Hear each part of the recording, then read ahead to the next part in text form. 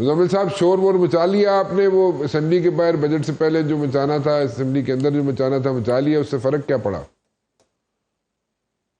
دیکھیں اگر چیزیں جو ہیں اگر فرق نہ پڑنے کی وجہ سے نہ کریں تو پھر دنیا میں کوئی پروٹیسٹ ہی نہ ہو نا. تو یہ تو آپ کو اپنا احتجاج رجسٹر کرانا ہوتا ہے. یہ سامنے والے کا ظرف ہوتا ہے کہ وہ کتنا سینسیٹیو ہے.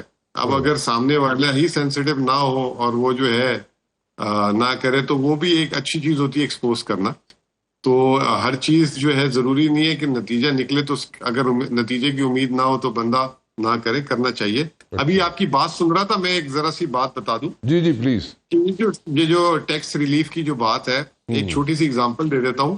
پہلے جس کی 1 لاکھ روپے آمدنی تھی تو وہ پورے سال میں 30,000 روپے ٹیکس دیتا تھا. ٹھیک ہے. اب جو ہے 1 لاکھ روپے جو آمدنی ہے وہ 6,000 روپے دے گا. تو یعنی 24,000 روپے اس کی بچت ہوگی. تو 12 مہینے سے تقسیم کر دے تو مہینے کا 2,000 روپے. تو یعنی کہ 2,000 روپے اس کے یہاں بچیں گے.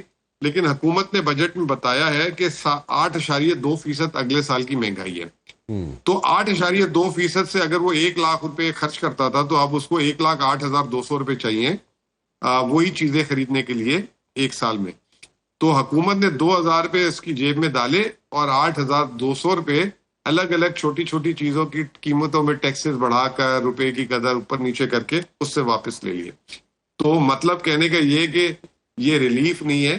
ریلیف وہ ہوتا کہ جب عوام کی قوت خرید بڑھے.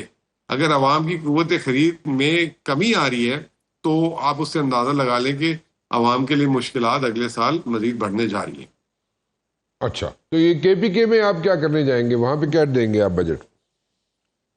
دیکھیں سر، ہمارا تو صوبے میں جو صوبائی ملازمین ہیں وہ تو کہتے ہیں کہ جو وفاق دے وہ ہمیں دے دیا کریں آپ خاموشی سے. اچھا جی. کبھی کبھار ہمارا دل چاہتا تھا، جب پچھلے سالوں میں وفاق نے 25% 35% بڑھائے تھے 2023 اور 24 میں، تو صوبائی حکومتوں پہ بہت بوجھ پڑا تھا. تو اس وقت ہم کہتے تھے کہ یار آپ تھوڑا کم لے لو. تو کہتے تھے نہیں، ہم نہیں مانتے، جو وفاق کرے گا وہ آپ ہمیں دیں گے.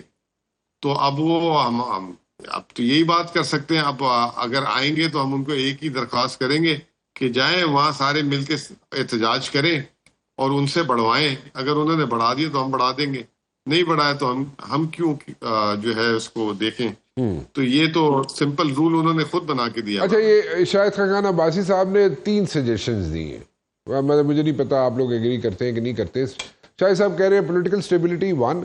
سیکنڈلی یہ کہہ رہے ہیں جناب کہ یہاں پہ کیا کہہ رہے تھے، قانون کی حکمرانی. تیسری کیڑی سی؟ ریفارمز کا بڑا سٹریس کرتے ہیں، ہمیشہ کرتے ہیں. So do you agree with this thing Muzammil صاحب؟ دیکھیں جی، پہلی دو چیزیں جو ہیں وہ تو اس پہ تو کوئی کوشچن ہی نہیں ہے.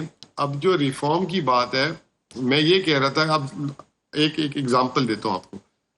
ہم کہتے ہیں کہ پینشن ریفارم کریں. دیکھیں پینشن کو ہم نے ایک گالی بنا دی ایک طریقے سے کہ جی پینشن بہت زیادہ ہے. میں یہ سمجھتا ہوں ریفارم پینشن کا نہیں ہے. ریفارم یہ ہے کہ جو آپ کو جتنے سرکاری ملازمین کی ضرورت تھی اس سے آپ نے کئی زیادہ رکھ لی، جس کی وجہ سے آپ کا پینشن بل جو ہے وہ بہت بڑھ گیا.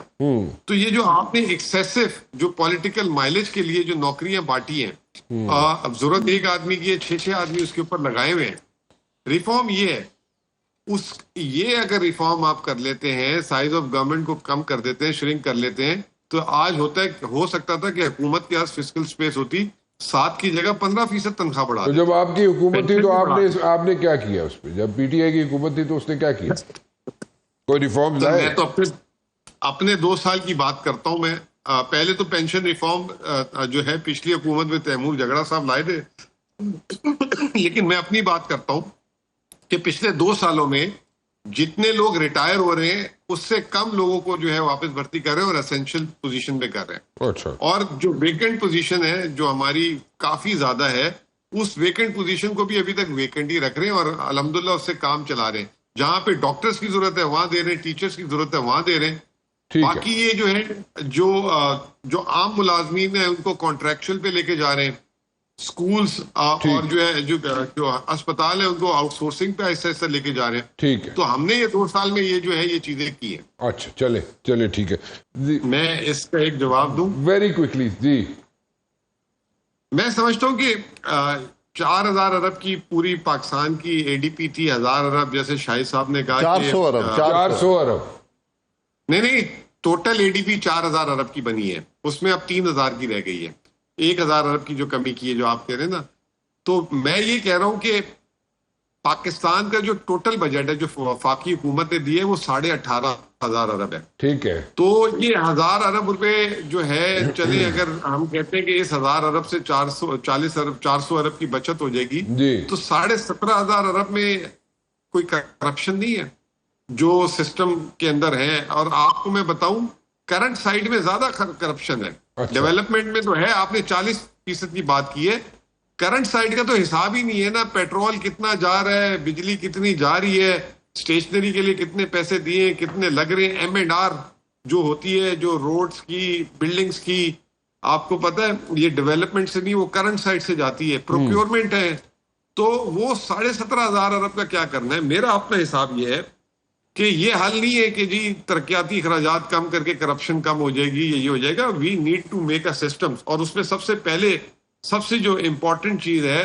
وہ آپ کے کیپرا رولز ہیں اور آپ کے پروکیورمنٹ سب سے بڑی کرپشن ہے. آئی ایم ایف کی جو رپورٹ آئی ہے ٹھیک جو 5,300 ارب روپے کی جو کرپشن بتائی ہے انہوں نے 2 سالوں کی، جی اس میں انہوں نے کہا ہے کہ سب سے بڑا ایلیمنٹ ہے پروکیورمنٹ. ٹھیک اور ہے. پروکیورمنٹ جو آپ گورنمنٹ کے ادارے سے خریدتے ہیں چیزیں. جی جی تو میں یہ سمجھتا ہوں کہ یہ جو ہے اس سے بڑھ کر ہے. آپ اس 1,000 ارب روپے سے جو 600 ارب جو شاہد صاحب کہہ رہے ہیں کہ لگیں گے 400 ارب خرچ ہو جائیں گے، بالکل ایگری کرتا ہوں. لیکن وہ 600 ارب کی جو اکنامک ایکٹیویٹی تھی، جو لوگوں کو شاید روزگار مل جاتا، کام ٹھیک ہے، یہ تھا، ٹھیک. وہ بھی مارا گیا. ٹھیک ہے.